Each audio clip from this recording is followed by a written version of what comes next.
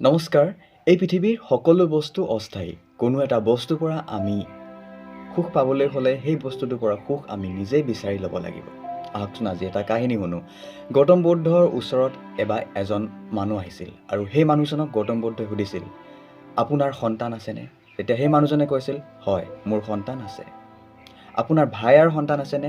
তেতিয়া সেই মানুহজনে ক'লে, হয়, নিশ্চয় মোৰ ভাই আৰু সন্তান আছে। তেনেহ'লে গাঁও আন মানুহৰো সন্তান থাকিব। তেতিয়া সেই মানুহজনে ক'লে, নিশ্চয় আছে। তেতিয়া গৌতম বুদ্ধই সেই মানুহজনক আকৌ সুধিলে, যদি আপোনাৰ সন্তানৰ মৃত্যু হয় তেতিয়া আপোনাৰ কেনে লাগিব? তেতিয়া সেই মানুহজনে মই ক'লে, মোৰ সন্তানক ইমানেই ভাল পাওঁ যে মোৰ সন্তান নাথাকিলে মই থকা নথকা কোনো মূল্য নাথাকিব। সন্তান নাথাকিলে ময়ো নাথাকিম। মই তেওঁক ইমানেই ভাল পাওঁ।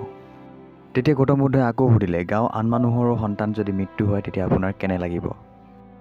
নিশ্চয় বেয়া নালাগে, কাৰণ মই সেই ল'ৰাজনক ভালদৰে নাজানো বা সেই ল'ৰাজনক মই মৰম নকৰোঁ।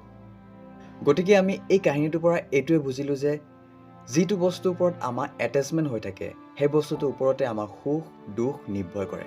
আমি পাহৰি যোৱা উচিত নহয় যে সকলো বস্তু অস্থায়ী। এদিন সুখ দিলে আমাক সেই বস্তুটোৱে আন এদিন দুখো দিব পাৰে। গতিকে সদায় সুস্থিৰ হৈ থাকিলে আমি নিশ্চয় সুখ সদায় উপভোগ কৰিব পাৰিম।